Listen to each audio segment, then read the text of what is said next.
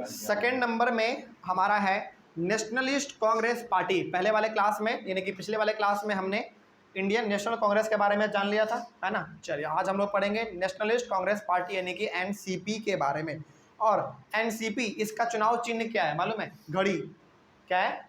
घड़ी। इसको आप याद रखिएगा। चलिए इसके बारे में थोड़ा सा हम लोग पढ़ लेते हैं। It was founded in 1999 from the split in the Congress party. यानी कि जो एनसीपी है ना, ये किस पार्टी से निकला हुआ है? कांग्रेस पार्टी से ही निकला हुआ है। उसी का ये एक छोटा सा टुकड़ा है, ठीक है। तो 1999 में ये फाउंड किया गया, यानी कि इसका जो है नींव रखा गया। और ये बेसिकली हमारा कांग्रेस पार्टी से ही निकला हुआ एक छोटा सा पार्टी है। छोटा नहीं है, बेसिकली नेशनल पार्टी ही है। आगे बढ़ते हैं। It is a major party in Maharashtra. इसका जो सबसे ज़्यादा दबदबा है ना, वो कहाँ पर है? महाराष्ट्र में। इनका बहुत ज़्यादा क्रेज है महाराष्ट्र में, बहुत ज़्यादा क्रेज है इसका महाराष्ट्र में।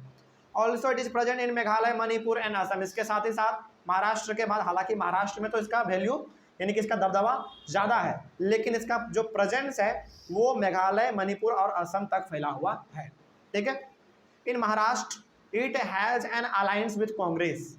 महाराष्ट्र में नेशनलिस्ट पार्टी किसके साथ मिलकर चुनाव लड़ती है? कांग्रेस पार्टी के साथ। यानी कि ये जिससे टूट के निकला है ना, उसी के साथ मिलकर चुनाव लड़ती है। कहाँ पे? महाराष्ट्र में। याद रखिएगा।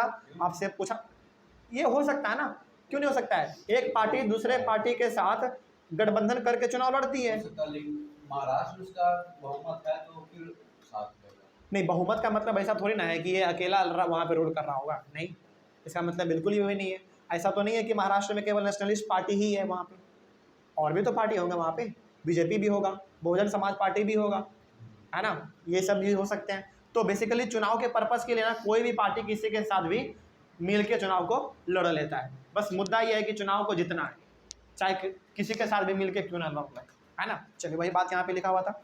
तो महाराष्ट्र में नेशनलिस्ट कांग्रेस पार्टी का दबदबा सबसे ज़्यादा है।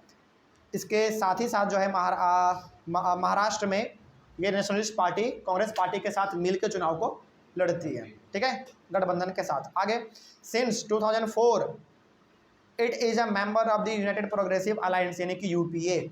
2004 से ये किसका मेंबर है? यूपीए का मेंबर है। ऑब्वियस ये बात है, कांग्रेस के साथ मिला हुआ है तो क्या कहलाएगा? यूपीए कहलाएगा। कब से है ये? 2004 से, यानी कि पहले नहीं था। 2004 में ये किसके साथ मिल गया? कांग्रेस पार्टी के साथ मिल गया, और ये अपने ऊपर एक यूपीए का टैग ले लिया, ठीक है। चलिए आगे बढ़ते हैं। इस चीज़ को आप हमेशा याद रखिएगा। जब हमने आपको यूपीए और एनडीए पढ़ा रहा था, जब हम आपको पढ़ा रहे थे, तो हमने आपको बार बार कहा था कि जो भी छोटे मोटे पार्टी कांग्रेस के साथ मिलके चुनाव को लड़ेंगे, गठबंधन में जाएंगे, वो यूपीए कहलाएगा, ठीक है। और जो छोटे मोटे पार्टी बीजेपी के साथ मिलकर लड़ेंगे चुनाव, उसको एनडीए कहलाएंगे हम लोग, ठीक है। क्लास 10th के लेवल पे आप केवल इतना जान लीजिए, काफ़ी है, याद रहेगा ये चीज़। तो ये किसके साथ मिला हुआ है? कांग्रेस के साथ मिला हुआ है, तो ये क्या कहलाएगा? यूपीए कहलाएगा, ठीक है। आगे बढ़ते हैं। कब से है? 2004 से, यानी कि कांग्रेस के साथ ये 2004 से मिला हुआ है। In 2019 Lok Sabha election it won 1.4% of votes and 5 seats. 2019 के लोकसभा इलेक्शन में नेशनलिस्ट कांग्रेस पार्टी ने टोटल नंबर ऑफ वोट कितने अचीव किए थे? 1.4%। और इसके साथ ही साथ लोकसभा में इन्होंने 5 सीट्स भी अचीव किया था, ठीक है। ये 2019 का डाटा है। ये तो हमने यहाँ पे पढ़ लिया, इसके बारे में जान तो लिया। लेकिन अब थोड़ा सा हम लोग इसके आइडियोलॉजी के बारे में बात कर लेते हैं। इसका विचारधारा क्या है, ये किस मुद्दे पे काम करता है ना। इसके बारे में भी जानना चाहिए हम लोगों को, क्योंकि आइडियोलॉजी लगभग पूछ लेता है। लिखा है इट बिलीव्स इन डेमोक्रेसी। ये डेमोक्रेसी में विश्वास रखता है भाई। अपने लीडर को वोट देंगे, वो चुनाव को जीतेगा और वही हमारे लिए काम करेगा, इसके ऊपर ये विश्वास करता है पूरा। Gandhian secularism. गांधीयन सेक्युलरिज्म का मतलब ये गांधी जी के विचारधारा पे चलने वाले लोग हैं। और गांधी जी भी ये चाहते थे कि भारत एक ऐसा कंट्री बने जहाँ पे कि हर एक धर्म के लोग शांतिपूर्ण तरीके से रह सके। तो ऑब्वियस ही बात है, रहते भी हैं आज, है ना। तो गांधी जी का सपना वो क्या हो गया? साकार हो गया, पूरा हो गया, है ना। तो ये गांधी जी के विचारधारा पे चलने वाले लोग हैं, पार्टी है। इक्विटी। इक्विटी मतलब सबको बराबर दर्जा मिले, सबको बराबर मान सम्मान इज्जत मर्यादा मिले, इसके ऊपर भी ये लोग काम करते हैं। उसके बाद सोशल जस्टिस। सोशल जस्टिस मतलब समाज में जो है ना एक न्याय का भाव हो, न्याय का भाव हो मतलब किसी के साथ भी भेदभाव नहीं हो, सब लोग आपस में बराबर हैं, सबके लिए कानून बराबर है। एंड फेडरलिज्म, फेडरलिज्म का मतलब याद कीजिए, चैप्टर ही इसके ऊपर हमने आपको पढ़ाया है।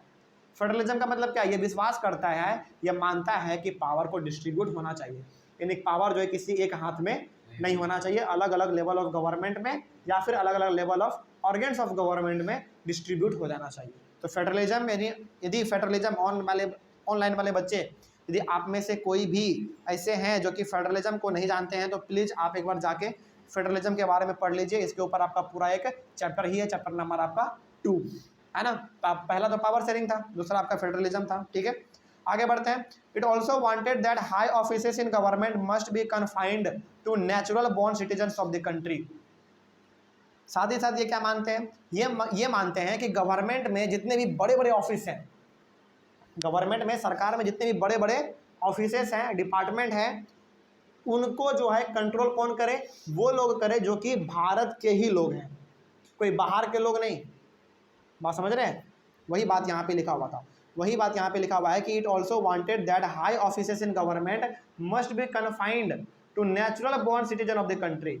गवर्नमेंट के जो बड़े बड़े ऑफिस हैं, जो बड़े बड़े डिपार्टमेंट हैं, इंस्टीट्यूशंस हैं, उनको कौन रन करे? उस पर कंट्रोल किसका हो? वैसे लोगों का हो जो कि खुद भारत में जन्म लिए हैं, जो कि भारत का सिटीजन होना चाहिए, ठीक है। ये इनका मानना है।